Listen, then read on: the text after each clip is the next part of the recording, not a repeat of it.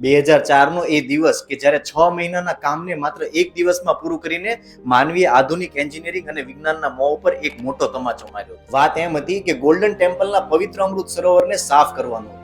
મોટા એન્જિનિયર્સે આખું કેલ્ક્યુલેશન કરીને કહી દીધું કે સરોવર છે ને ખૂબ મોટું છે અને નવી ઓટોમેટિક ફિલ્ટરેશન સિસ્ટમ લગાવવામાં ઓછામાં ઓછો 6 મહિના જેટલો સમય લાગશે, જે ખરેખર ખૂબ વધારે હતો. ત્યારે જન્મ થયો એક દ્રઢ સંકલ્પનો.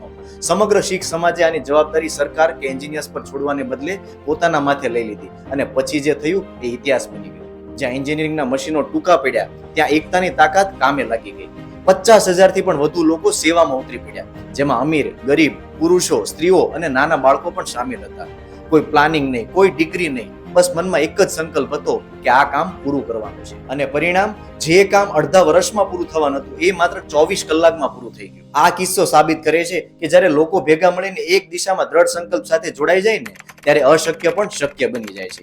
દુનિયાની કોઈ ટેકનોલોજી માણસની એકતા અને ઈચ્છા શક્તિથી મોટી છે જ નહીં. આવા જ ઇન્ટરેસ્ટિંગ વિડીયો જોવા માટે આઈડીને ફોલો કરવાનું ભૂલતા નહીં. બાકી વ્યસ્ત રહો, મસ્ત રહો.